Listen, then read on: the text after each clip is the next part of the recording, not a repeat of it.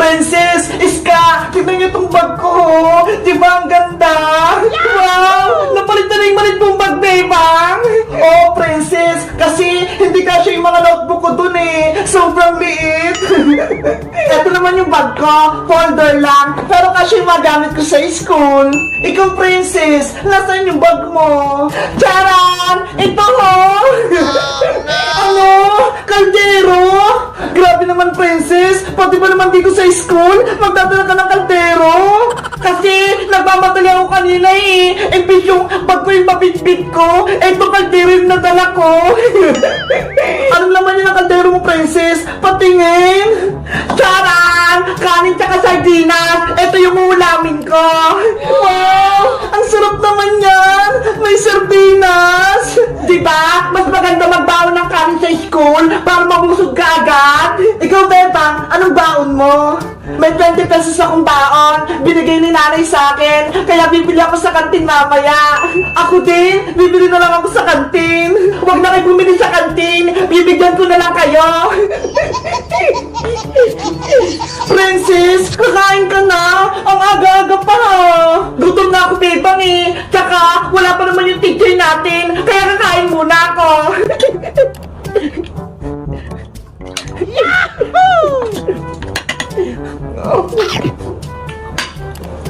Si Princess talaga, kakaiba. Kaya nga eh, kahit saan kumakain. Ang sarap ng sardina.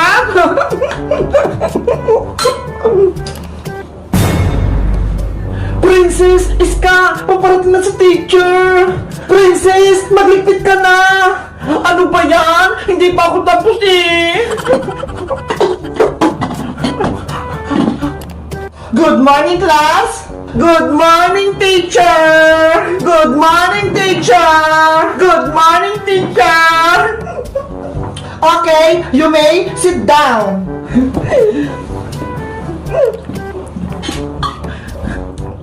Oh no!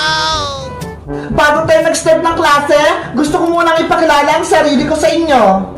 Ako nga pala si Teacher Laila, ang advisor nyo, Grade 3, Section B. Teacher Laila, kayo po ba'y nasa ML? Hindi ako yon, ibang Laila yon. Ganun po ba? Parehas po kasi kayo ng pangalan eh.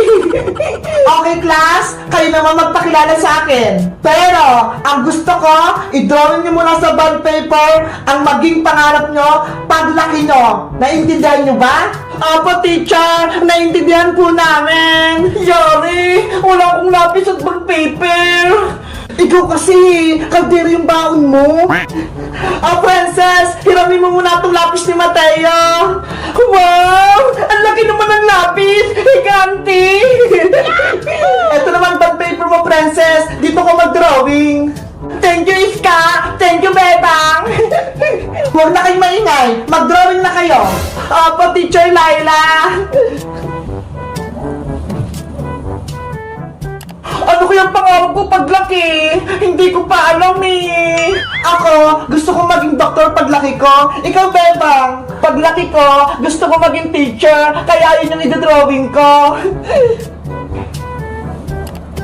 Ay, alam ko ng pangarap ko paglaki. Ano kayang idodrawing ni Princess? 1 hour later. Class! Tapos na ba kayo sa pinagagawa ko? Opo, teacher! Nag-erase na lang po ako! Tapos na po ako, teacher! Teacher Laila, tapos na rin po ako! Okay, magpakilala na kayong lahat at ipakita nyo na yung inyong drawing. Ako po muna, teacher, yung mauna. Good morning sa inyo, classmate, at good morning din po, teacher. Ako nga po pala si Bebang at ang drawing ko po ay isang guro. Bakit, teacher, yung napili mo, Bebang? Pangarap ko pong maging teacher para maturuan ko yung mga batang magsulat at magbasa. At syempre, turuan ko din po sila ng magandang asal. Very good, Bebang. Umupo ka na. Thank you, teacher. Next. Good morning po, teacher. Ako nga po pala si Iska at ang drawing ko po ay isang doktor. Pangarap ko po maging doktor kasi si Lola may sakit. Gusto ko siyang mapagaling. Pati po yung mga ibang tao, gusto ko yung po mo silang gamutin para mawala yung mga sakit nila. Very good, Iska.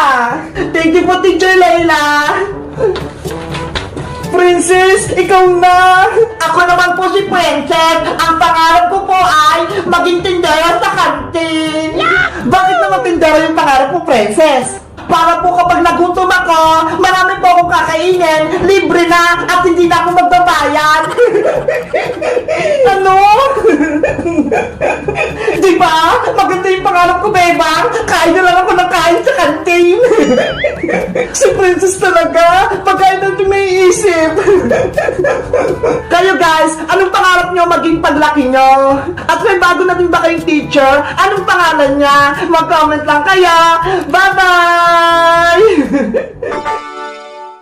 Nasaan na kaya si Iska tsaka si Princess? Ang sabi nila, gagawa kami ng assignment dito sa bahay. Ano ba yan? Ang tagal naman na dumating. Gabi na.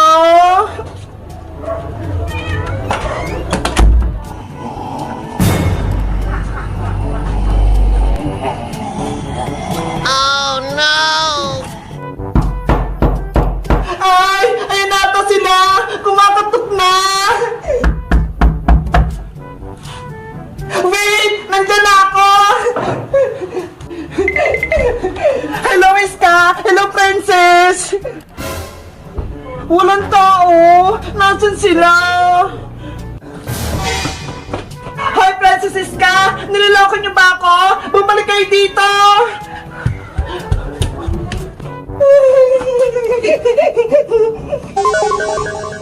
Bumis ka! Bu Princess!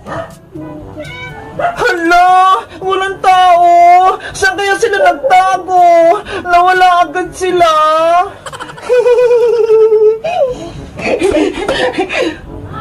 Bebang! Ano ginagawa mo dyan? Princess! Nandyan ka? Oo, kararating ko lang. Tara na, gumawa na tayo ng assignment. Eh, nasaan si Iska? Hindi mo ba siya kasama? Hindi daw siya makakapunta dito. Hindi daw siya pinayagan ni Aling Greta.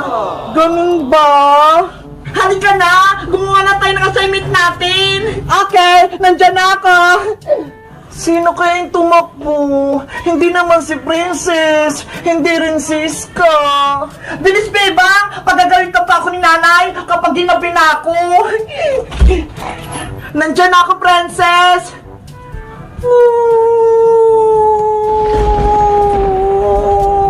Bebang, ano yung assignment natin? Sabi ni teacher, sagutan daw natin yung activity 4 sa may math, page 12. Math na naman, ang hirap-hirap nun eh. Huwag kang magkalala, Princess. Tuturuan kita para hindi kang mahirapan sa math. Yes! Tuturuan ako ni Bebang!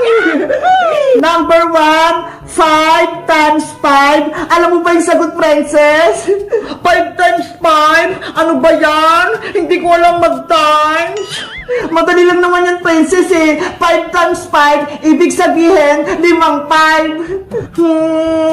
Ganito yon. 5, 10, 15, 20, 25. Ang sagot, 25. 25 yung sagot sa number 1, Bebang. Oo.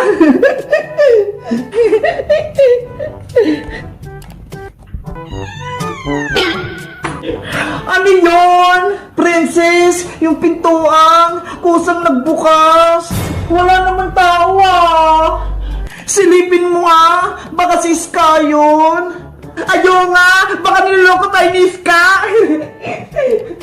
Iska, ikaw ba yan? Wala naman tao ah.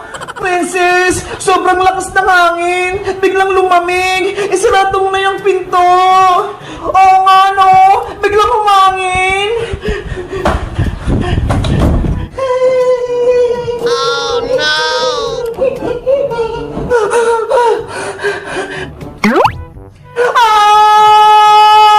Princess, ano yun? Bebang, may multo sa sopa. Ano? May multo?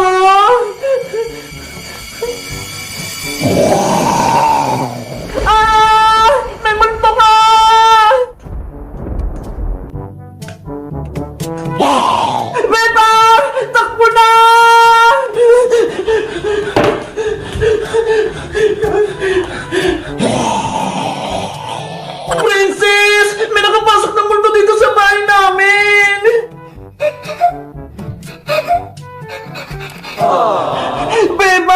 Narinig mo ba yun? Umiiyak yung multo.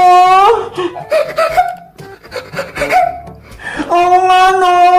Bakit kaya siya umiiyak? Pwede niyo ba akong tulungan? May problema kasi ako eh. Ano yun? Anong kailangan mo? Kasi naliligaw ako eh. Hindi ko lang papuntang sementeryo. Kaya napadbad ako dito sa bahay niyo. Ayun lang pala yung problema mo? Tinakot mo pa kami? Yung sementeryo, nandun sa kabilang kanto. Lumiko ka lang, malapit dun sa may simbahan. Princess, huwag mo nang pagritan yung multo. Naliligaw lang naman siya eh. Oh, eto flashlight. Gamitin mo para mahanap mo yung sementeryo. Salamat! Makakalis ka na. Lumabas ka na sa bahay nila, Bebang. Sorry sa inyo. Kung natakot ko kayo, alis na ako. Babay sa inyo! Ano ba yan? Pati multo? Naliligaw din? Kaya nga eh. Nasaan na pa kasing sementeryo? Guys, nakakita na rin ba kayo ng multo? Anong itsura niya? Nakakatakot din ba siya? Mag-comment lang kaya. Bye-bye!